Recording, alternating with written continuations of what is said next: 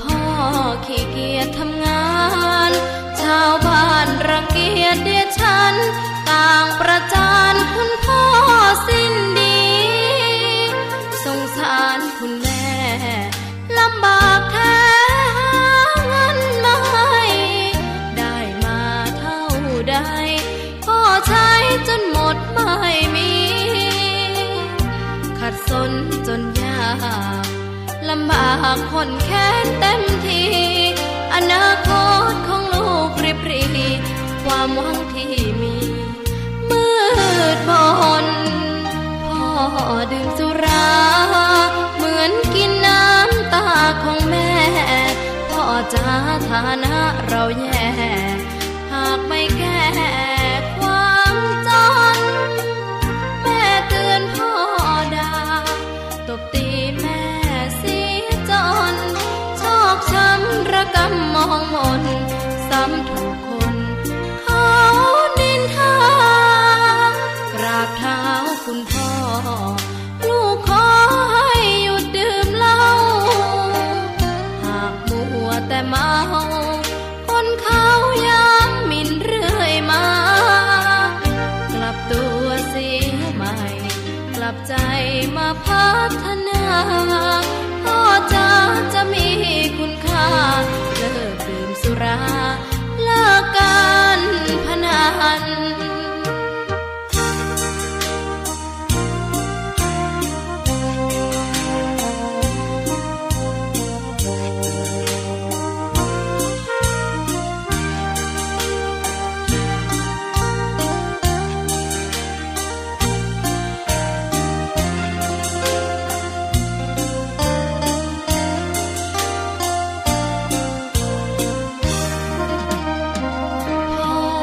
ดื่มสุรา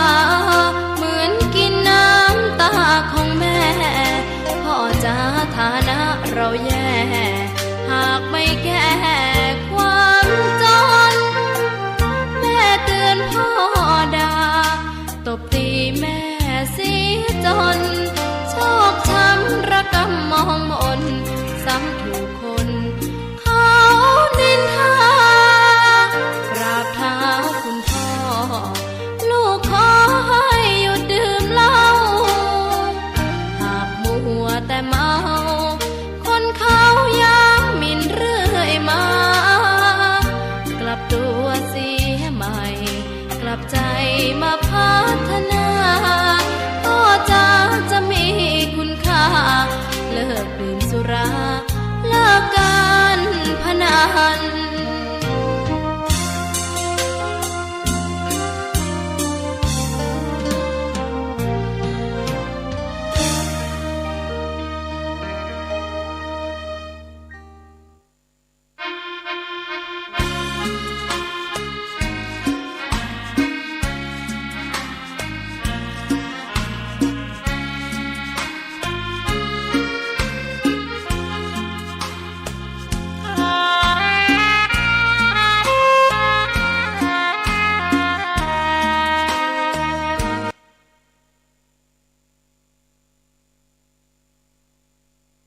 ทีมงานขอบคุณท่านพระครูสมุวิศวัตรวรกิจโชท่านผู้อำนวยการสถานีวิทยุ 104.50 เมกะเฮิรตซ์แล้วก็คุณเกษตรเพชรสำริดปก.ก้าวหน้านิวที่ดูแลรายการท่านกำลังรับฟังสถานีวิทยุสาธารณะจังหวัดเชียงใหม่คลื่นพัฒนาคุณภาพชีวิต FM 92.25 เมกะเฮิรตซ์บริหารและจัดการโดยวัดป่าแดงมหาวิหารส่งกระจายเสียงจากเลขที่71หมู่ที่14บ้านใหม่หลังมอตำบลสุเทพอำเภอเมืองจังหวัดเชียงใหม่รหัสไปรษณีย์50200หมายเลขโทรศัพท์081881881569 052000636-7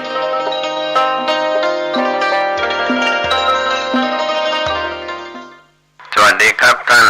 ผู้ฟังที่เคารพข่าวชาวบ้านผมเกษตรเพชรสำริดบรรณาธิการข่าวก้าวหน้านิวกับการทำหน้าที่สื่อสารมวลชนของพี่น้องสื่อมวลชน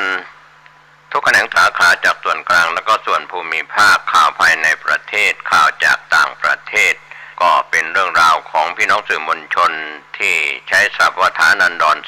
4ก็ให้ความเป็นกลางและก็นำเสนอสิ่งที่เป็นประโยชน์และสิ่งที่ไม่เป็นประโยชน์ข่าวสารทั้งเหตุการณ์ดีเหตุการณ์ร้ายต่างๆท่านผู้ชมท่านผู้ฟังที่รับชมรับฟังผ่านเว็บไซต์ที่เป็นหนังสือพิมพ์ออนไลน์ www.9hnanews.com ท่านก็รับรู้รับทราบข่าวในรอบ24ชั่วโมงกันพี่น้องสื่อมวลชนนั้นทำงานกันในรอบ24ชั่วโมงก็อาจจะผลัดเปลี่ยนหมุนเวียนกันพักผ่อนก็ทำหน้าที่ทั้งสื่อไทยสื่อเทศนะครับก็คงเข้าใจว่าการทำหน้าที่สื่อของพี่น้องสื่อมวลชนก็เป็นส่วนหนึ่งแต่ในปัจจุบันภาคประชาชนภาคประชาสังคมโลกสังคมประเทศสังคมในทุกหย่อมย่าเรามีโลกอินเทอร์เน็ตโลกออนไลน์ที่ทันสมัยก็ภาคประชาชนก็ถือว่าทำหน้าที่สื่อสารในการรายงานข่าวเหตุการณ์ต่างๆทั้งเหตุการณ์ดีเหตุการณ์ร้ายต่างๆที่เราใช้ศัพท์ว่าไลฟ์สดไม่ว่าจะเป็น Facebook YouTube หรือในช่องทางโซเชียลมีเดียทั้งหลายก็โลกยุคใหม่เราก็ต้องเข้าใจการเปลี่ยนแปลงเป็นความจริงของโลกเช่นนี้ดังนั้นวันนี้ธรรมะก่อนข่าวที่เตือนสติพวกเราก็คือบริโภคสื่อด้วยความมีสติในการแบ่งปันเวลาในรอบ24ชั่วโมงซึ่งมีเวลาเท่ากันนะครับท่านผู้ฟังเราควรจะใช้เวลาของเราเพียงใดอย่าไปเรียนแบบลอกแบบจากคนอื่นๆแม้ว่าทุกคนนั้นเป็นโลกก้มหน้ากันโดยพฤตินัยอยู่แล้วเราหลีกเลี่ยงไม่ได้แต่สิ่งที่เราจะต้องแบ่งปันเวลาเกี่ยวกับการหลับนอนพักผ่อนกลางวันกลางคืนในรอบ24ชั่วโมงเราควรจะหลับนอนพักผ่อนกี่ชั่วโมงให้เต็มที่ร่างกายต้องการพักผ่อนสมองหรือจิตใจหรือความคิดหรือร่างกายก็ตามทั้งร่างกายและจิตใจสมองของเราต้องการพักผ่อนน้อยไม่พอร่างกายไม่ได้ออกกำลังขาดการดูแลทั้งอาหารโภชนาการที่ไม่ครบหมู่ก็อาจจะทำให้เรามีโรคภัยไข้เจ็บมาเยือนมาเบียดเบียนก็ฝากเป็นแง่คิดว่าธรรมะก่อนข่าววันนี้ก็คือเราจะต้องตั้งสติในการรับข้อมูลในการส่งข้อมูลจะส่งข้อมูลจะแชร์ข้อมูลจะอะไรต่างๆนั้นไม่ใช่เรื่องที่เราได้ประสบเจอด้วยตนเองแล้วเราแชร์ข้อมูลส่งข้อมูลอาจจะเป็นข้อมูลเป็นเท็จข้อมูลบิดเบือนอะไรต่างๆก็เกิดความเสียหายกับบุคคลที่3ที่เป็นผู้เสียหายตามมาก็มีการฟ้องร้องกันมีการดำเนินคดีกันก็เรียกว่าคดีเล็กๆน้อยๆก็ไปลกที่ศาลวันนี้การปฏิบัติตามตัวบทกฎหมายโดยเฉพาะพรบคอมพิวเตอร์นั้นมีส่วนสำคัญว่าเกิดขึ้นได้ง่ายพลาดได้ง่ายในการติดตามข่าวบางครั้งก็เป็นข่าวปลอมบางครั้งก็เป็นข่าวเฟกนิวบิดเบือนข้อเท็จจริงทั้งหลายนั้นพี่น้องสื่อมวลชนที่ทำหน้าที่โดยอาชีพก็พยายามจะต้องตรวจสอบข้อมูลจากแหล่งข่าวแรงงานที่ไปที่มาของแหล่งข่าวแรงงานแต่โดยแหล่งข่าวแรงงานหรือภาคประชาชนที่ทำหน้าที่สื่อกันนั้นไม่ได้ทำหน้าที่ตรวจสอบแหล่งข่าวแรงงานก็เป็นคลิปเป็นภาพที่เป็นจริงไลฟ์สดกันออกไปก็เกิดข้อผิดพลาดและเกิดความเสียหายก็มีถูกต้องก็มีอย่างนี้เป็นต้นเป็นตัวอย่างก็ฝากเป็นแง่คิดว่าคนเรานั้นสี่ตีนยังรู้พลาดนักปราชญ์ยังรู้พังแม้แต่พี่น้องสื่อมวลชนที่เป็นอาชีพก็มีข้อผิดพลาดแล้วก็รับสารภาพในข้อผิดพลาดนั้นก็แก้ไขในความผิดคนเราจะไม่เคยทำผิดเลยนั้นไม่มีคนที่ทำถูกได้เพราะเคยทำผิดมาคนที่ทำผิดมาก็กลับจิตกลับใจมาทำถูกได้อย่างนี้เป็นต้นเป็นตัวอย่างก็คงไม่ต้องไปว่าใครนะครับใครทำถูกทำผิดใครดีใครชั่วทุกคนทำดีทำชั่วได้เป็นปัจเจกส่วนตัว อย่าไปเอาดีเข้าตัวช่วยให้คนอื่นหรือเอาอะไรต่ออะไรอิจฉาตาร้อนเขาคงไม่ก่อเกิดประโยชน์ในสังคมโลกสังคมประเทศสังคมเมืองสังคมชุมชนก็ตามอยู่กันแบบให้อภัยกันบ้างหนักนิดเบาหน่อยที่ล่วงล้ำก้ำเกินกันอย่าใช้อารมณ์อย่าทะเลาะเบาะแว้งขัดแย้งกันถึงเลือดตกยางออกแล้วก็เสียชีวิตครับก็เป็นเรื่องราวที่ใช้หลักธรรมในทางพระพุทธศาสนาว่าตั้งสติเตือนสติเตือนตนตั้งสติในตัวตนของเราเป็นสำคัญนะครับวันนี้ก็ฝากเป็นธรรมกรข่าวในรายการข่าวเช้าบ้านผมเกษตรเพชรมิตรบรรณาธิการข่าวก้าวหน้านี้ก็ยังทำหน้าที่สื่อโดยอาชีพ31 ปีในปีนี้แล้วก็จะทำหน้าที่สื่อต่อไปไม่มีวันหมดอายุไม่มีวันเกษียณแบบข้าราชการหรือการทำงานแบบผู้สูงอายุเราทำงานกันด้วยสติปัญญาด้วยความคิดแม้บางครั้งงานที่เราทำด้วยจิตด้วยวิญญาณด้วยไม่ได้หวังผลในเรื่องของค่าตอบแทนเป็นหลักแต่เราทำงานกันด้วยจรรยาบรรณของสื่อเราเป็นกระจกเงาของสังคมแล้วเราไม่ได้ทำหน้าที่สื่อเป็นกระจกเงาแล้วจะมีความหมายอะไรในช่วงชีวิตที่เราผ่านมาการทำหน้าที่สื่อโดยอาชีพกับการทำหน้าที่สื่อของภาคประชาชนในปัจจุบันก็มีผลตอบแทนบ้างไม่มีผลตอบแทนบ้างคือคำว่าผลตอบแทนเป็นเงินเป็นทองเป็นค่าตอบแทนเป็นเงินเดือนเป็นเงินประจำเงินค่าข่าวอะไรต่างๆเราก็ไม่ได้ไปมุ่งแล้วแม้ว่าผู้ดำเนินรายการก็เป็นผู้สื่อข่าวอาวุโสเป็นบรรณาธิการเป็นการทำข่าวผ่านร้อนผ่านหนาวผ่านการเรียกว่าบาดเจ็บรอดเป็นรอดตายกันมาก็ถือว่าทำหน้าที่กันไปนะครับก็ขอบคุณหลายท่านแม้แต่พี่น้องสื่อมวลชนในการเองก็ติดตามข่าวว่าผู้ดำเนินรายการจะนำเสนอข่าวอะไรจะวิพากษ์เรื่องอะไรช่วงนี้เราหยุดการวิพากษ์มาเราถือว่าข่าวต่างๆนั้นเป็นหยาดเหงื่อแรงงานของพี่น้องสื่อมวลชนทุกแขนงสาขาจากส่วนกลางแล้วก็ส่วนภูมิภาคทั้งข่าวภายในประเทศต่างประเทศนำเสนอข่าวแค่ข่าวของท่านแล้วก็นำบอกกล่าวว่าแหล่งข่าวที่ท่านทำงานกันอยู่ที่ไหนอย่างไรก็เป็นเรื่องที่ขอบคุณการทำงานของท่านตามวัยท่านยังวัยหนุ่มวัยสามเป็นวัยหนุ่มวัยสาวเป็นพี่น้องสื่อมวลชนที่ยังมีกำลังวังชาก็ทำงานกันไปทั้งสายข่าวการเมืองข่าวสังคมข่าวสตรีข่าวกีฬาข่าวต่างๆนะครับในปัจจุบันนั้นก็เป็นเรื่องราวที่บอกผ่านข่าวแรกวันนี้ก็เป็นกลุ่มที่เรียกตัวเองว่าขนสุขสาธารณะของเชียงใหม่ก็เป็นข่าวภูมิภาคที่ออกมาติดสติ๊กเกอร์ตามหาป้ายรถเมล์ตามหารถเมล์ที่หายไปของเชียงใหม่ดังนั้นโครงการรถไฟฟ้าสายสีแดงเรียกร้องขนส่งมวลชนกลับคืนมาพี่น้องชาวเชียงใหม่เสียงแตกทั้งหนุนทั้งค้านชี้ตอนรถยังมีวิ่งอยู่ทำไมไม่เรียกร้องให้เข้าไปใช้บริการพอเขาขาดทุนเขาเลิกกิจการให้บริการกลับมาเรียกร้องก็เรียกว่าชี้คนส่วนใหญ่ใช้รถส่วนตัวกันไปมากเปอร์เซ็นต์มากที่สุดแล้วเพราะเหตุการณ์ว่าใช้รถส่วนตัวสะดวกสบายเมืองเชียงใหม่ก็ยังไม่ได้แออัดเหมือนกรุงเทพมหานครก็เป็นเหตุการณ์ที่พี่น้องสื่อมวลชนรายงานข่าวกันเข้ามาในข่าวภูมิภาคเชียงใหม่28 พฤษภาคมที่ผ่านมาว่ามีกลุ่มเรียกตัวเองว่าขนสุขสาธารณะได้ติดสติ๊กเกอร์ตามป้ายหยุดรถประจำทางในเขตเทศบาลนครเชียงใหม่เช่นเชียงใหม่ต้องการขนส่งรถหายรถเมล์ของเราหายไปชื่อเชียงใหม่ซิตี้บัสรถเมล์ขนาดใหญ่สีฟ้าเชียงใหม่ต้องการขนส่งมวลชน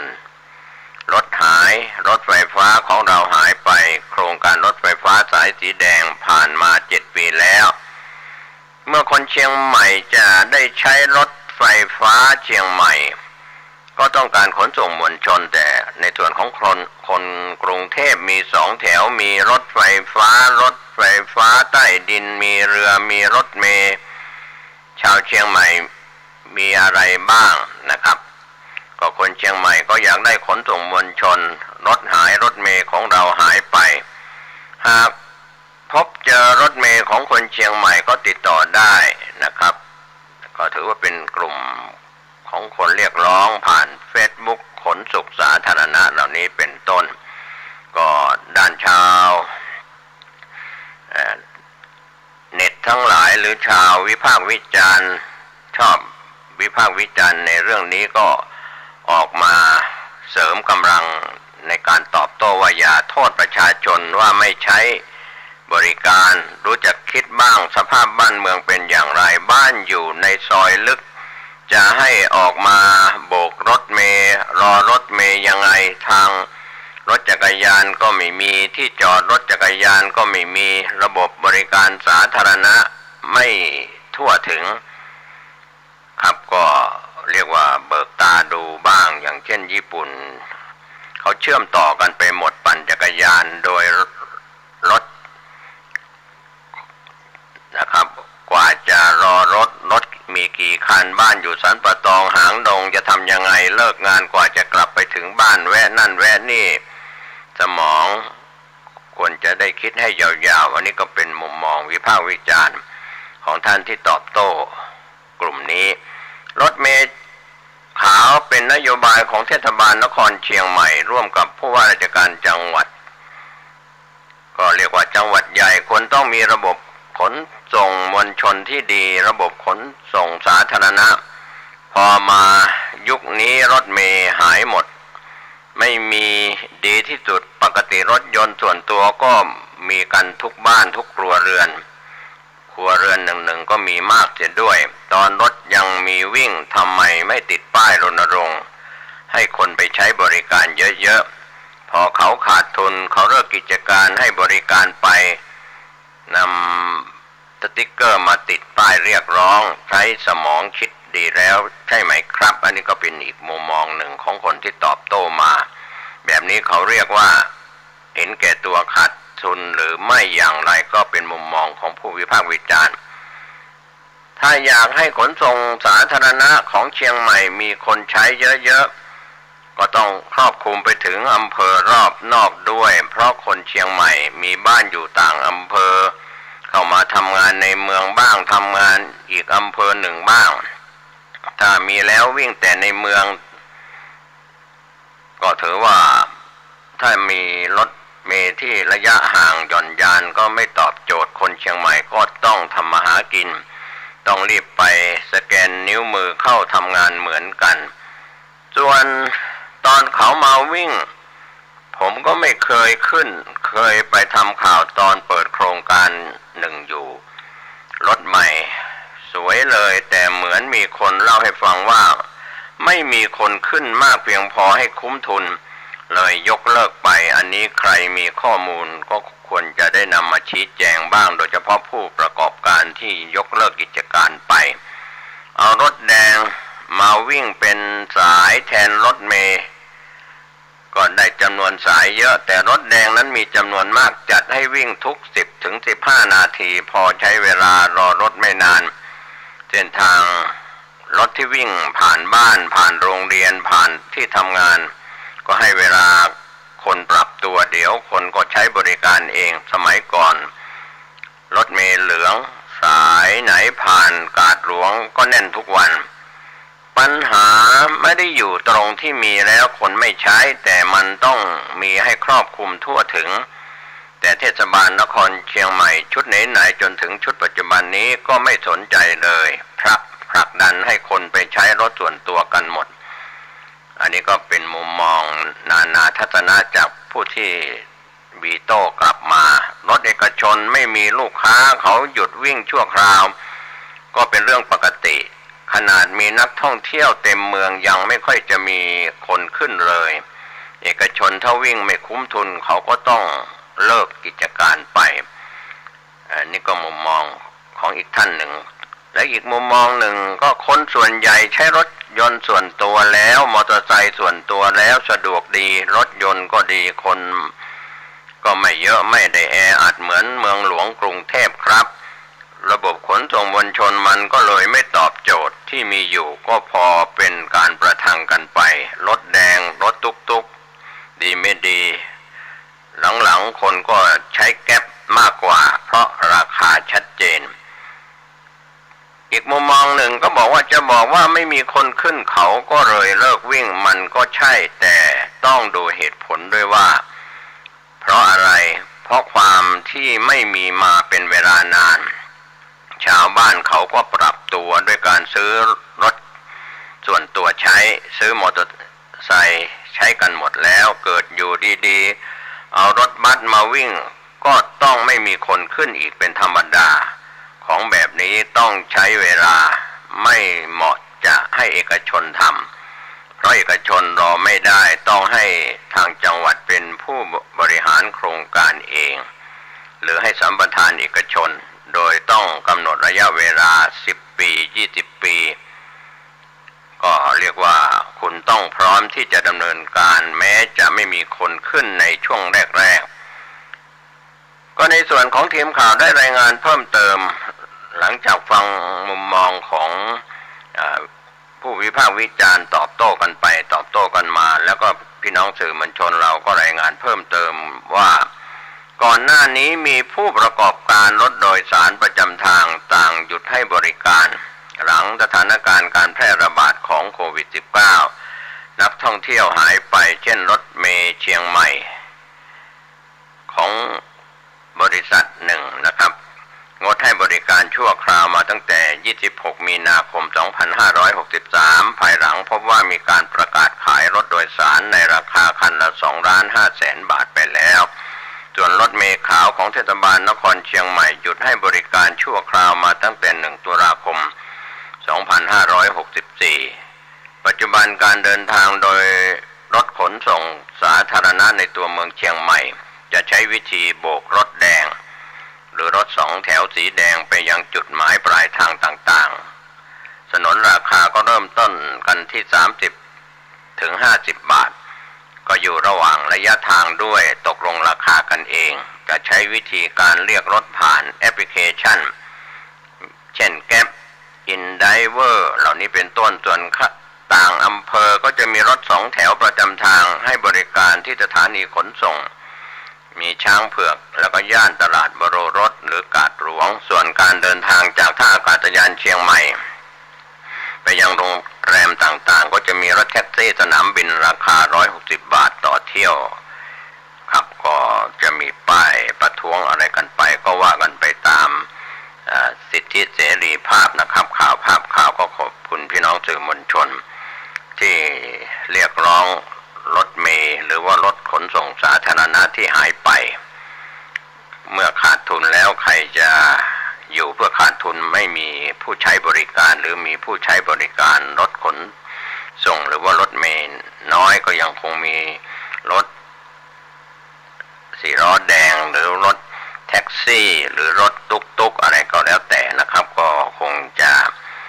ตอบโจทย์ของผู้ใช้รถใช้ถนนได้โดยยากปัจจุบันดังที่เรารู้และทราบกันดีว่าคนเชียงใหม่หรือผู้ที่มาอาศัยอยู่ในพื้นที่เชียงใหม่ก็ใช้รถยนต์ส่วนบุคคลส่วนตัวไม่มีก็ซื้อรถยนต์ผ่อนรถยนต์หรือซื้อเงินสดหรือรถจักรยานยนต์ไม่มีเงินก็ผ่อนรถจักรยานยนต์มีเงินสดก็ซื้อรถจักรยานยนต์สดใช้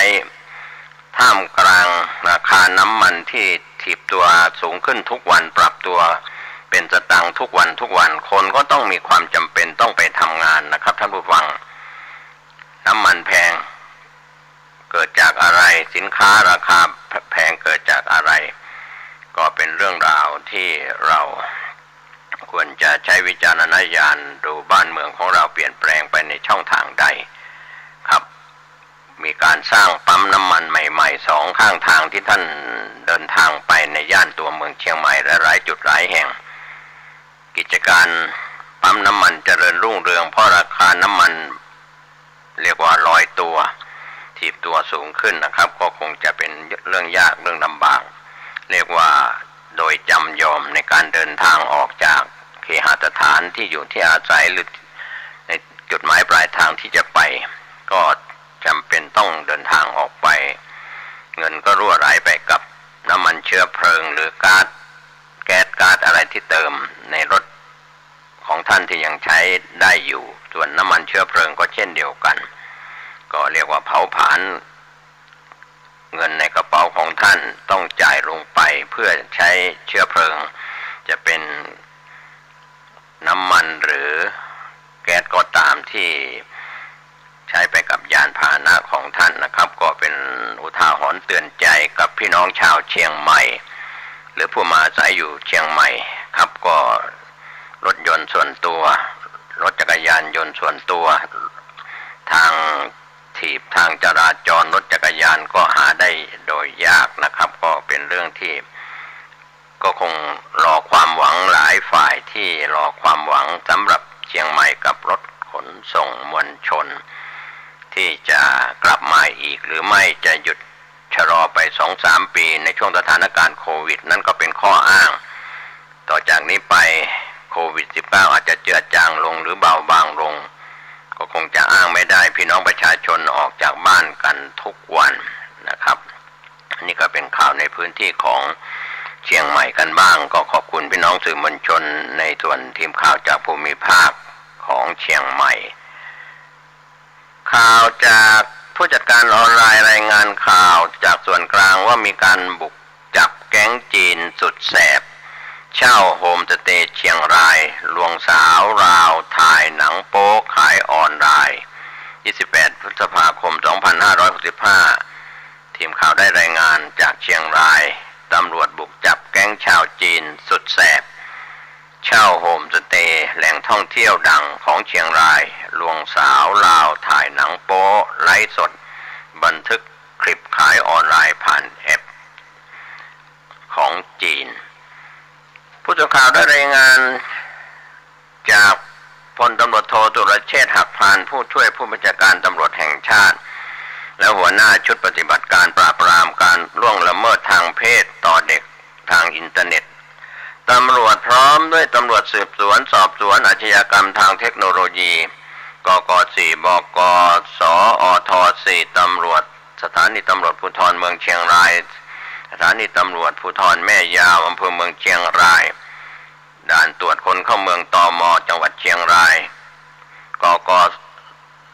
งกำกับสืบสวนตำรวจภูธรเชียงรายได้ควบคุมตัวชาว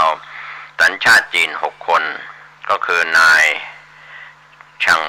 เกออายุ47 ปีนายเสียงเหวินหลงอายุ29 ปีนายเซียวอายุ25 ปีนายเรื่องต้าสู่อายุ31 ปีนายฉิงยงชิงอายุ28 ปีและนายเสี่ยวผิงอายุ24 ปีพร้อมของกลางถุงยางอนามัยเจลหล่อลื่นเครื่องบันทึกกล้องวงจรปิดโทรศัพท์มือถือดำเนินคดีในข้อหาร่วมกันเพื่อความประสงค์แห่งการค้าหรือโดยการค้าเพื่อแจกจ่ายหรือเพื่อการแสดงอวดแก่ประชาชนทำผลิตมีไว้นำเข้าหรือให้นำเข้าในราชอาณาจักรส่งออกหรือยังให้ส่งออกไปนอกราชอาณาจักรพาไปหรือยังให้พาไปหรือทำให้แพร่หลายโดยประการใดๆซึ่งสื่อลามกอนาจารเด็กร่วมกันนำเข้าสู่ระบบคอมพิวเตอร์ซึ่งข้อมูลคอมพิวเตอร์ใดๆที่มีลักษณะลามกและข้อมูลคอมพิวเตอร์นั้นประชาชนทั่วไปอาจเข้าถึงได้และเผยแพร่ส่งต่อข้อมูลคอมพิวเตอร์ใดๆที่มีลักษณะอันลามกและข้อมูลที่ประชาชนทั่วไปเข้าถึงได้และมีอยู่4 คนถูกตั้งข้อหาหลบหนีเข้าเมืองด้วยการดำเนินคดีของผู้ต้องหาชาวจีนทั้ง6 รายนี้มีขึ้นหลังจากตำรวจบก.สอท.4 คือตำรวจไซเบอร์ของภาค4นะครับก็ของภาคเหนือได้รับแจ้งขอความช่วยเหลือจากญาติเด็กสาวชาวลาวอายุต่ำกว่า18 ปีคนหนึ่งว่าถูกกลุ่มคนจีนหลอกลวงไปทำงานในประเทศไทยแต่กลับพาไปเช่ารีสอร์ทแห่งหนึ่งในพื้นที่ตำบลดอยหางอำเภอเมืองเชียงรายจากนั้นก็ได้ทำการเผยแพร่ภาพการผลัดเปลี่ยนหมุนเวียนการร่วมเพศกับหญิงสาวในลักษณะถ่ายท ำวิดีโอลามกหรือหนังโป๊โดยมีการไลฟ์สดผ่านระบบออนไลน์ด้วยทางเจ้าหน้าที่จึงตรวจสอบพบ Facebook ที่เผยแพร่และผู้เป็นเจ้าของจากนั้นจึงทำทีเข้าไปสอบถามผ่าน Facebook ดังกล่าวก็ทราบว่ามีการจ้างหญิงสาวชาวลาวจริงโดยให้ทำงานที่โฮมสเตย์แห่งหนึ่งในจังหวัดเชียงรายปัจจุบันยังมีการชักชวนหญิงสาวชาวลาวให้มาทำงานด้วยอีกหลายคนลักษณะงานก็คือให้ไลฟ์สดคลิปวิดีโอการมีเพศสัมพันธ์ 2-3 ครั้งต่อวันหากเกิน2 ครั้งจะได้รับเงินจำนวน 1,700 บาทมีอาหารและที่พักให้แต่มีเงื่อนไขให้ทำงานดังกล่าว3 เดือนหากไม่ครบจะไม่จ่ายค่าตอบแทนให้หรือหากต้องการกลับประเทศสปป.ลาวก็ต้องนำเงินสดไปถ่ายตัวก่อนทางเจ้าหน้าที่จึงรวบรวมหลักฐานแล้วก็ยื่นขอหมายค้นจากศาลจังหวัดเชียงรายเลขที่ 107/2565 ลงวันที่ 26 พฤษภาคม 2565 หมายศาลก่อนเข้าตรวจค้นโฮมสเตย์แห่งหนึ่งในพื้นที่ตำบลดอยห่างอำเภอเมืองเชียงรายพบเป็นบ้านพัก2 ชั้นเชียงรายรวมกัน6 หลังด้วยกันภายในบ้านหลังแรกพบชายและหญิงชาวจีนอยู่ในห้องโถง18 คนในห้องนอนพบชายชื่อนายชิงยงชิงกำลังถ่ายทำคลิปวิดีโอการร่วมเพศของชายและหญิงชาวลาวผ่านระบบออนไลน์กลุ่มสมาชิกที่จ่ายเงินดูทางแอปพลิเคชันของจีนชื่อจูโซและห้องที่2พบนายซังเกอร์และคนอื่นๆที่เหลือเมื่อสอบถามพยานก็ทราบว่าทั้งหมดเป็นคนที่ร่วมกันถ่ายทำคลิปวิดีโอดังกล่าวโดยทั้งหมดยกเว้นนายซังเกอร์จะแบ่งหน้าที่การถ่ายทำคลิปวิดีโอจากนั้นก็เผยแพร่ไปยังแอปพลิเคชันดังกล่าวเบื้องต้นหนึ่งในผู้ต้องหาให้การรับสารภาพว่านายซังเกอร์เป็นหัวหน้าทีมเจ้าหน้าที่จึงควบคุมตัวทั้งหมดส่งพนักงานสอบสวนสถานีตำรวจภูธรแม่ยาวดำเนินคดีตามกฎหมายและช่วยเหลือหญิงสาวชาวลาวจำนวนหนึ่งออกมาได้สำเร็จนะครับก็เป็นส่วนเรื่องราวข่าวที่เกี่ยวข้องในข่าวภูมิภาคของเชียงรายตำรวจบุกจับแก๊งชาวจีนสุดแสบเช่าโฮมสเตย์แหล่งท่องเที่ยวดังเชียงรายลวงสาวลาวถ่ายหนังโป๊ไร้สดบันทึกคลิปขายออนไลน์ผ่านแอปพลิเคชันไปยังจีนนะครับก็โดยการนำของพลตำรวจโทสุรเชษฐ์หักพานผู้ช่วยผู้บัญชาการตำรวจแห่งชาติและหัวหน้าชุดปฏิบัติการปราบปรามการล่วงละเมิดทางเพศต่อเด็กทางอินเทอร์เน็ตพร้อมตำรวจสืบสวนของตำรวจไซเบอร์และตำรวจท้องที่ของตำรวจภูธรจังหวัดเชียงรายก็เป็นผลงานที่ช่วยเหลือหญิงสาวชาวลาวนะครับได้ก็เป็นเรื่องราวที่ขอให้บรรดาพ่อแม่ผู้ปกครองทั้งหลายดูแลบุตรหลานโดยเฉพาะหญิงสาวบุตรหลานของท่านที่เป็นหญิงสาวอาจจะถูกล่อลวงได้ในเรื่องดังกล่าวข่าวคืบหน้าจะได้รายงานให้ท่านได้รับรู้รับทราบกันในข่าวพื้นที่ของภูมิภาคนะครับก็เรื่องราวเหล่านี้ก็เป็นอุทาหรณ์เตือนใจกันอยู่เสมอการถูกล่อลวงแต่งานนี้เป็นการล่อลวงหญิงสาวจากสปป.ลาวข้ามแดนมาถ่ายทำในพื้นที่รอยต่อสปป.ลาวกับเชียงรายนะครับก็เป็นส่วนที่บรรดาพ่อแม่ผู้ปกครองของหญิงสาวจากสปป.ลาวก็ได้รับรู้รับทราบและแจ้งข่าวให้ทางตำรวจได้รับทราบกันนะครับก็สามารถกวาดล้างจับกุมและก็อาจจะมีเพราะว่าบทบาทของพี่น้องชาวจีนที่มาทำผิดกฎหมายในประเทศไทยก็มีมากมายในเรื่องเมื่อวานนี้ผู้ดำเนินรายการก็รายงานข่าวจับแก๊งออนไลน์ที่ระยองวันนี้มีข่าวที่เชียงรายลวงสาวมาถ่ายคลิปขอให้ท่านดูหน้าตาเรียกว่าสำเนียงสอภาษากิริยาสอสกุลไม่ใช่คนไทยไม่ใช่คนเมืองหรือไม่ใช่ใครที่เป็นคนแปลกหน้าก็อย่าเห็นแก่ค่าจ้างซึ่งอยู่ในช่วงของเศรษฐกิจตกสะเก็ดนะครับลูกหลานของเราอาจจะถูกลวงไปในช่องทางที่ไม่ดีโดยเฉพาะหญิงสาวทั้งคนไทยและก็ชาว ต่างชาติที่เป็นประเทศเพื่อนบ้านก็เป็นเรื่องราวที่เราก็ติดตามข่าวทั้งในประเทศและต่างประเทศกันแล้วก็ใช้วิจารณญาณในการรับข้อมูลข่าวสารกันอยู่แล้วครับในการติดตามการพยากรณ์อากาศจากกรมอุตุนิยมวิทยาศูนย์อุตุนิยมวิทยาประจำภาคของเรื่องของดินฟ้าอากาศนะครับช่วงนี้ก็เรียกว่าก้าวย่างเข้าสู่ฤดูฝนแล้วก็จะทำให้เราเดินทางฝนตกถนนลื่นดินสไลด์ดินถนนอาจจะมีฝนตกชุกในช่วงที่ผ่านมาทำให้ถนนชำรุดเสียหายทางส่วนของแต่ละจังหวัดก็สำรวจความเสียหายที่เกิดขึ้นครับวันนี้ข่าวชาวบ้านหมดเวลาลงผมเกษตรเพชรสำริดบรรณาธิการข่าวก้าวหน้านี้ก็ขอบคุณพี่น้องสื่อมวลชนทุกแขนงสาขาจากส่วนกลางแล้วก็ส่วนภูมิภาคข่าวภายในประเทศและข่าวจากต่างประเทศนะครับถือว่าท่านมีวิจารณญาณในการรับข้อมูลข่าวสารขอทุกคนทุกท่านดูแลสุขภาพตัวท่านเองคนในครอบครัวหน่วยงานของท่านนะครับปลอดจากโรคภัยไข้เจ็บเบียดเบียนแล้วก็ในส่วนของสิ่งแวดล้อมที่เป็นแก๊งต่างๆที่จะมาหลอกลวงในช่วงภาวะน้ำมันแพงภาวะเศรษฐกิจสินค้าราคาแพงมีความทุกข์ความเดือดร้อนกันทุกหย่อมย่าโปรดระมัดระวังตั้งสติในการที่จะซื้อจะขายจะทำธุรกิจใดๆปลอดภัยสุขกายสุขใจสวัสดีครับท่านพุทธศาสนิกชนผู้ฟังทั้งหลายทุกท่านทุกคนในวันนี้รายการปกิณกะแห่งธรรมะสัพเพเหระอันน้อยนิดน้อยประมาพบปะกับญาติกับโยมเป็นประจำทุกวันในวันและเวลาเดียวกันนี้และก็ทางสถานีวิทยุแห่งนี้โดยพระเจ้าวัดหนองตองหางดงจังหวัดเชียงใหม่มาปะกับญาติกับโยมวันนี้ก็ตรงกับวันศีลวันธรรมวันศีลธรรมเป็นวัน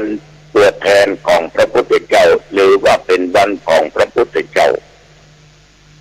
ในเดือน8เหนือแรม15ค่ำญาติโยมในวันนี้ก่อนที่จะฟังธรรมะปกิณกะเขาก็จะมาไหว้พระสมทานทับศีลกันเพื่อนำเป็นข้อปฏิบัตินำเป็นข้อปฏิบัติเอาละต่อไปนี้ก็ไหว้พระทับศีลกันเนอะอะระหังสัมมาสัมพุทโธภะคะวาพุทธัง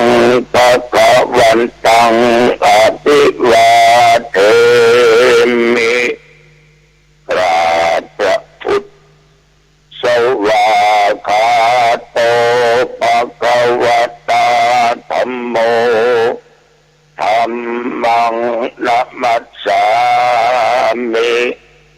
กราบพระธรรมสุปฏิปันโนภะคะวะโตสาวกสังโฆสังฆังนะมามิกราบพระสงฆ์นะโมตัสสะภะคะวะโตอะระหะโตสัมมาสัมพุทธัสสะ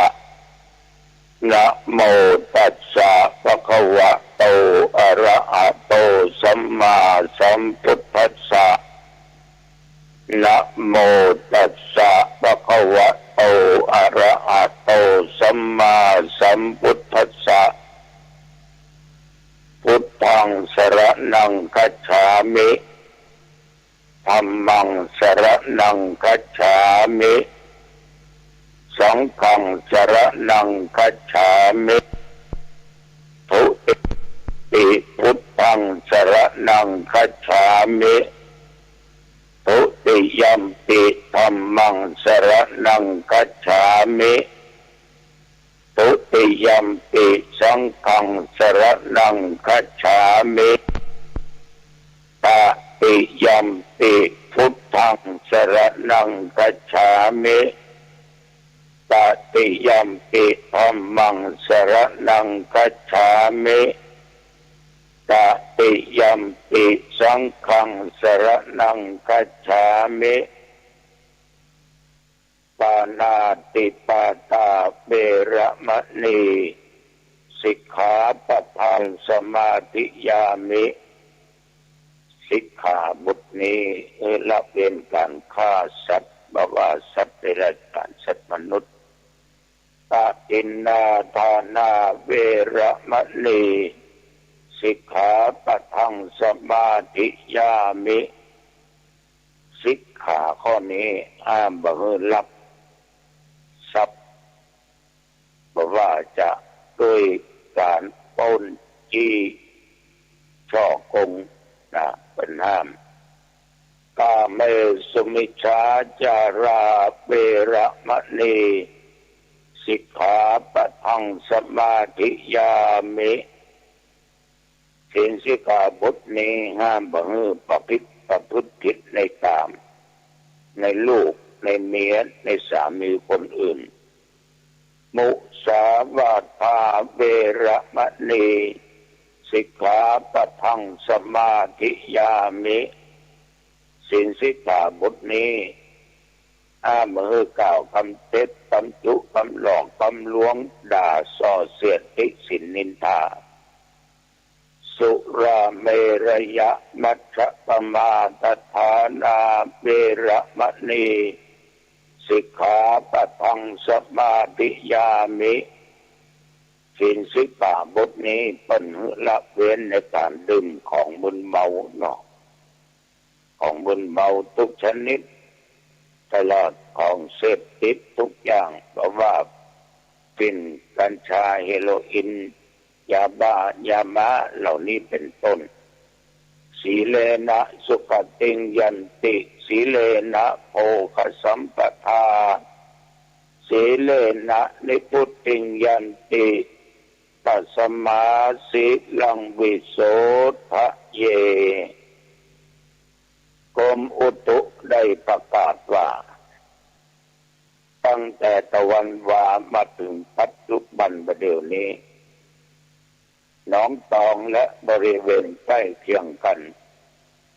ไม่มีฝนตกแม้แต่เม็ดเดียวหยดเดียว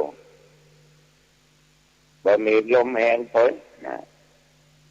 แต่อากาศก็ปกติร้อนอย่างทุกวันญาติโยมท่านผู้ฟังที่ทุกเจ้าว่าเป็นวันศีลวันธรรมเป็นวันของพระพุทธเจ้าอันนี้ก็พระพุทธองค์ก่อนจะดับขันธ์นิพพานนั่นน่ะก็ได้บอกให้ยังนึกทุกเจ้าทั้งหลายว่า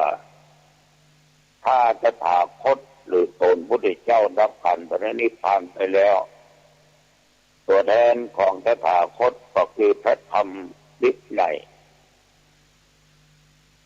บุคคลใดหันธรรมบุคคลนั้นชื่อหันตถาคตก็แสดงว่าพระธรรมวินัยเป็นตัวแทนของพุทธเจ้ามาตราบเท่าทุกวันนี้ฉะนั้นวันศีลวันธรรม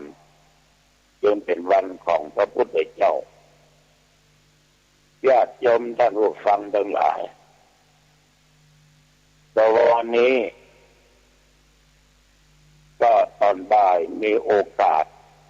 ไปร่วมไปเจริญพุทธมนต์แล้วก็ไปถอนพระเจดีย์หนึ่งหลังที่วัดสลีสุพรรณเจดีย์หลังนี้สร้างมาหมื่นละเป็นร้อยปีขึ้นไปพระเจ้าอาวาสเก็บตนที่ผ่านมา8 ตนปัจจุบันก็คือท่านพระครูปัญญาวัชราวุฒิรองเจ้าคณะอำเภอเจ้าวาดวัดสลีสุพรรณมันก็ผุก็พังก็ลุค่ำชลาไปที่แตกก็แตกเปิดมันอย่างมันแตกลงหมดบางที่ก็เรียกว่าใจไม่ได้ทั้งเพิ่นก็มีประเพณีส่งน้ำธาตุเจดีย์เนี่ยตลอดเวลาทุกปี เรียกว่าเป็นงานประจำปีก็ว่าได้ก็นิมนต์พระเจ้าเข้าตนไปเป็นสงฆ์ได้กล่าวคำต่อคณะสงฆ์กล่าวขอถอนออกปฏิสังขรณ์ตึกยังเจดีย์ใหม่ทั้งพระสงฆ์สมาภาพเป็นประธานก็ได้กล่าวคำต่างๆนานาที่เพิ่นมาขอจบแล้วพระเจ้าตนที่สองก็กล่าวแถมในที่สุดก็ยอมรับสาธุต่อจากนั้นก็ออกไม่ออกก็เลยสวดถอนพระเจดีย์องค์นี้การสวดถอนว่าบ้านว่าวัดหรอกไปสวดถอนก็ขึ้นบ้านใหม่เนาะญาติโยมทั้งหลายก็จะได้สะดวกไว้ที่สี่มุมหรือว่าสี่แห่งของบ้านเจ้าก็ไปสวดถอนพระทวีแล้วอันนี้ก็สวดถอนพระเจดีย์หลังนี้ก็มีกรรมของเพิ่นญาติโยมท่านผู้ฟังได้รับศีลรับพรกันเพิ่นก็ปิดก็กลับบ้านไผบ้านมันวัดไผวัดมันตัวเจ้าก็หันบรรยากาศแล้วก็ชื่นมื่นดีญาติโยมก็ต้องอกตั้งใจอยากจะมาร่วมรับฟังและจะได้เริ่มในการก่อสร้างเจดีย์หลังใหม่จากตอนนั้นมาก็มีโอกาสนอนอุ้ยของพระเจ้าคนตายก็เป็นลูกศิษย์ลูกหาเนี่ยคนอยู่วัดอยู่บ้านสันขอกจ้างคือเป็นห้องบ้านปะแขมเป็นหมู่บ้านใหญ่บ้านหนึ่งมีศรัทธานี่ก็200 หลังคาเรือนวัดสันขอกจ้างมี2 วัด1 วัดเดิมคือสันขอกจ้าง2 วัดพระเจ้าตนหลวงอันนี้ศรัทธาคงได้ยินได้ฟังนะพระเจ้าตนหลวงนี่เป็นวัดของท่านครูบาเจ้าอินทาต้นเป็นเจ้าอาวาสที่หั่นก็ออกไม่ออกเหตุในห้องพระเจ้าตนหลวงพระเจ้าองค์ใหญ่หรอกใหญ่ญาติโยมทั้งหลายในหลวงและพระเสด็จตาเบิกเนตรเกิดพระเนตรของพระเจ้าองค์นี้ในสมัยก่อน30 ปีก่อนนั้นน่ะ20 ปีก่อนนั้นน่ะโอ้เพิ่นก็ถือว่าครูบาตัวเนี้ยเป็นนักบุญแทนครูบาเจ้าศรีวิจัยเพิ่นก็มีคนไปกินไปทานหลั่งไหลกันมาทางสะพานศรีวิจัยก็ข้ามสะพานมาตัวก็ล่องไปทางบ้านแม่ของปากสมพุ่งเลี้ยวไปบ้านปะแขมก็จะมาทางวัดหนองตองผ่านไปลูกทางเหนือมาก็มาเข้าหนทางตักตามประจำพงคือว่าอันก็ตักตามพระบาทยังวิทย์จะลงเส้นใดเส้นหนึ่งก็ได้ตั้งตาการนั่นก็ได้ก็ออกไม่ออกญาติโยมทั้งหลายทุกคนจะหลั่งไหลกันมาทุกสารทิศเอารถเอาอย่างมาจอดกันไทยที่บ้านห้องน้ำมันเอวไปญาติโยมเป็นกิโลนะคนถึงลกถนนหนทางกำจาดีเป็นหลุมเป็นปูนเนี่ยคนตากันเป็นนักจนมากพี่น้องทั้งแพร่ทั้งเมืองน่านทั้งเชียงแสนเชียงรายเนี่ยลำปางหลายจังหวัดต้นจะปากันเอาผ้าปกกับเสื้อกับสาดเป็นนอนกับพื้นต้นไม้ลำใหญ่เพราะในวัดมันเต็มคนนี่พรู้นักต่อมาก็จืดจางไปบารมีของคนเฮามันจะขึ้นก็เหมือนบอกไฟขึ้นมันจะลงก็เหมือนบอกไฟลง ครูบาเจ้าอินทาเนี่ยอายุเพิ่นแก่กว่าอาตมาภาพไป10 ปีแต่เดียวถ้าเพิ่นมาตาย85 86อาตมา75 76ญาติโยมก็ออกไม่ออกครูบาเป็นคนที่ใจอารมณ์ของตัวเองเป็นใหญ่มีทิฏฐิหน่อยแต่เพิ่นก็ฮ้องธรรมาภาพว่าเป็นทุกปีนะบอกว่าครูบาจะต้องฮ้องอย่างอันเนอผมหนุ่มแล้วครูบาต้อง10 ปีบ่ได้ค่าเคารพค่านับถือค่าขอฮ้องเป็นทุกปีเอาไปดีค่อยหัวว่ะ มีเรื่องประจัดงานหนองประสร้างถนนหนทางที่โรงเรียนบ้านห้องน้ำเนี่ยนะที่เก่ามาเล่าสู่กันฟังคนรุ่นหลังนี่โมละต้นคนนี้มนทุกปีเดี๋ยวนี้เต้ที่สนามโรงเรียนบ้านห้องน้ำคนหนุ่มคนเฒ่าคนแก่ถึงมันยิ่งปวดใจป้าก็เป็นโรคแต่ก่อนมันมีโทรทัศน์ดูโยมมันมีมือถืออย่างวิดีโอถ้าเป็นวิดีโอก็ไม่มีไผไปอันนั้นมันเต็มแอดสนามโรงเรียนนี่นะไปพอที่พันนังก็เต็มที่ถนนหนทางนั่นนะโอศกประกาศว่าต่อไปจะได้เข้าสู่ศาสนาพิธีฟังเทศน์ฟังธรรมด้วยกันพระครูวัดหนองตองขออาราธนานิมนต์ท่านครูบาเจ้าจุดธูปเทียนบูชารัตนตรัยกำลังจะจุดธูปจุดเทียนเนี่ยปฏิลูกปุยกันนี่จะถนนหนทางครูบาสวะเอาจึงแต่กันหึ่งเงียบคน2 คนมาขังไว้ขังที่ไหนญาติโยมเพิ่นแต่งขอกไม้ไว้หรอกเอาไม้เป็นเล่มนี่นะมาแต่งขอกมาเด้ออย่าเอาใส่อย่างเนี้ยมาได้นะทุกปีโมนี้มันตันงานมีบุญมีมานมาผจญเนี่ยเอาก็บอกว่าครูบาตั้งสติที่ดีเนอจะไปใจอารมณ์อย่างขอเตอะนั่นมันเรื่องของสัตว์เรื่องของมนุษย์ก็ได้ขับผมอดก็ได้ขับทุกปีหรอกพูดเรียนไว้พระเรื่องตึงพุทธต่างจนในที่สุดก็ได้ไหว้พระสมทานนับศีลฟังเทศน์ไปดึงเงียบติ้งไปดึงตาส่งเสียงดังอย่างและอีกอย่างหนึ่งที่ธรรมาชอบเป็นคนแท้คนจริงเหมือนกันองค์ยาสมบัติทองก็ช่วยหรอก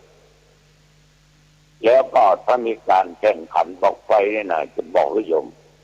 ก็จะไม่สร้างต้นซื่อๆมาต้นตัดต้องไป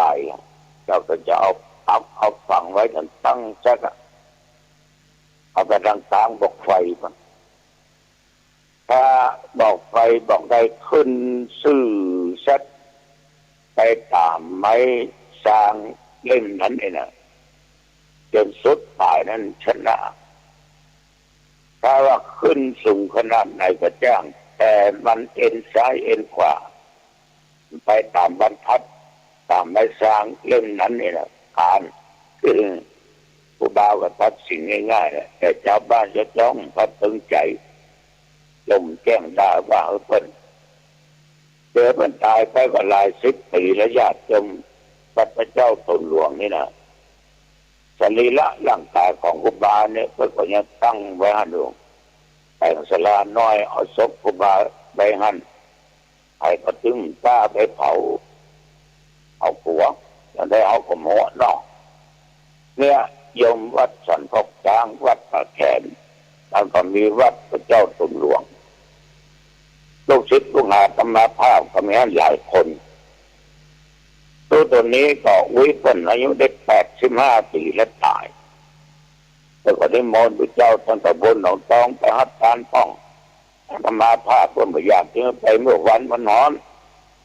ตอนนี้มนต์หลวงปู่ไปนั่งเทศก็เลยไปเทศบรรยากาศเนาะงานศพ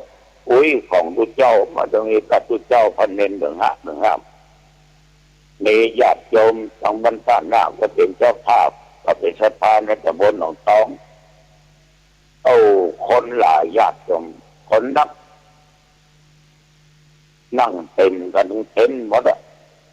คนนับคนหลายแต่ทุกคนก็มีสติก็ตั้งอยู่ในความประมาทแต่ว่างทำพิธีไหว้พระสมทานอับศีลฟังเทศน์ฟังธรรมมันได้จะมีคนได้เมาแก่น้อยอ้อแอเหมือนกันอู้เสียงดังเหมือนกันบ้านใดช่องใดต้องมีหรอกคำว่าคนก็2 คนแต่คนที่เล่าในญาติโยมบางคนมีสตินะแต่มาไปเทศทำอะไรโผดเรื่องเมื่อหลายปีก่อนเมื่อสบายดีนะก็จะลงรถที่เรามาฮับเขาเลือดมันตัวเอวแล้วก็หมอมันไปฮับท่านเห็นอย่างมันตึงปากนั่นก็เตียแขนเอาลงเอาว่าเป็นยางโยมเอาก็เลยเตียแขนมัน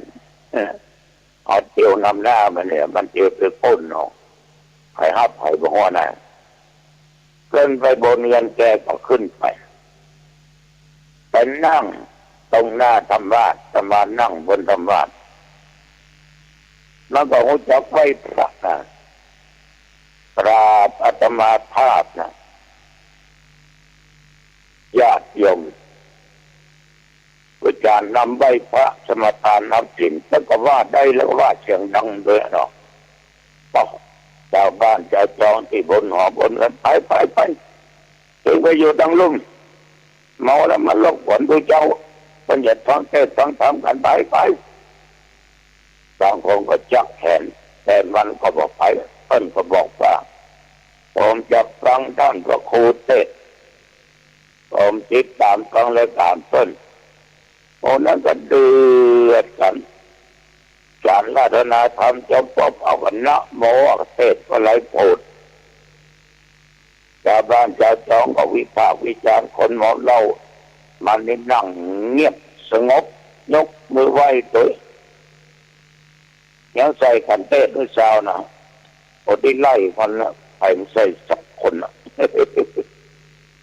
มันตั้งองค์ตั้งใจแทนที่จะได้ยินเสียงคนเมาเหล้าเดือดปั๊บเป็นเสียงของพี่น้องชาวบ้านไปเดือดคนเมาอันใดจะถูกจะผิดก็ต้องคิดดูดีๆเถอะเขานั่งนิ่งสงบพนมมือไหว้ผู้นั้นหัวเดียดคือคนคิดเหล้าก็มีไว้นะยังใส่กันเต้เติมชาวบ้านเอาคนมาได้กับประกาศว่าแล้วว่าคนเลิกคนตั้งใจฟังละปล่อยคนนั่งเนี้ยเอาสาบกินว่ามุดเอาแต่เขาเมาด้วยมันล่ะปวดหัวงึดกินว่ามุดมันแรงแล้วมันนั่งตรงหน้าธรรมะเสร็จแล้วก็สาธุครับตอนนั้นจะมาจะลงไปขึ้นรถแล้วก็นำหน้าแบกสั่งนำหน้าละปฏิบัติเป็นชิดได้แก่ตีแต่เดี๋ยวกินจะเอาโผล่ทุลุงเหี้ยฟื้นนั่นมันเป็นยังนำหน้าไปเอาสังฆทานถึงคนขับรถเปิดประตูนิมนต์ครับทุลุงครับจนต้นออกรถมันก็ยืนต่อนั่นมันมีสติญาติโยมถึงจะเมาขนาดไหนแต่เปิ้นปิดปากปิดหูเปิ้นคือแบบฟังเสียงที่กล่าวร้ายต่างๆนานาเปิ้นก็เลยแบบเกิดอารมณ์อย่างขึ้นมามีศรัทธามีความตั้งอกตั้งใจในการที่จะฟังเทศน์ฟังธรรมและโยมบางท่านเป็นเมานะแต่มีสติบางท่านบ่เมาขาดสติอย่างที่เพิ่นว่าสติมาปัญญาเกิดสติก็เลิศก็มักจะเกิดปัญหาอันนี้เมื่อแล้วนะที่เป็นนั่งเทศ ฉะนั้นต้องรู้จักการละเวลาอันได้ควรบุควรธรรมะขอฝากกับญาติกับโยมไปเนอะเอาละผู้จะไปมาพอสมควรแก่เวลาอายุวันโนสุขังพลังพบกันใหม่โอกาสหน้าเจริญพร สวัสดีครับท่านผู้ฟังที่เคารพธรรมสาระวันนี้ผมกาเศรษฐ์เพชรสำริดวิทยากรก็จะได้นำเรื่องราวที่เกี่ยวกับการเทิดทูนสถาบันพระมหากษัตริย์ก็ได้รับหนังสือคำพ่อสอนประมวลพระบรมราโชวาทและพระราชดำรัสเกี่ยวกับเศรษฐกิจพอเพียงสวัสดีครับท่านผู้ฟังที่เคารพธรรมสาระวันนี้ผมกาเศรษฐ์เพชรสำริดวิทยากรเชิญชวนท่านผู้ฟังผู้มีปัญญาบารมีดีอยู่แล้วจากอดีตชาติจนถึงปัจจุบันชาติและจะมีต่อไปในอนาคตภพชาติที่เป็นอดีตปัจจุบันและอนาคตนั้นจะช่วยส่งเสริมท่านในเรื่องของการปฏิบัติธรรมทำความดีก็จะมีผลเป็นความสุขความเจริญทำความชั่วก็จะมีผลเป็นความทุกข์ความเดือดร้อนที่แยกแตกต่างกันก็คงไม่เข้าข่ายเป็นมิจฉาทิฏฐิว่าทำดีได้ดีมีที่ไหนทำชั่วได้ดีมีถมไปอันนี้ก็เป็นภาษิตของคนผ่าสวัสดีครับท่านผู้ฟังที่เคารพธรรมสาระวันนี้ผมกาเศรษฐ์เพชรท่านกำลังรับฟังสถานีวิทยุสาธารณะจังหวัดเชียงใหม่คลื่นพัฒนาคุณภาพชีวิต FM 92.25 เมกะเฮิรตซ์บริหารและจัดการโดยวัดป่าแดงมหาวิหารส่งกระจายเสียงจากเลขที่71หมู่ที่14บ้านใหม่หลังมอตำบลสุเทพอำเภอเมืองจังหวัดเชียงใหม่รหัสไปรษณีย์50200หมายเลขโทรศัพท์0818815690 0520000636-7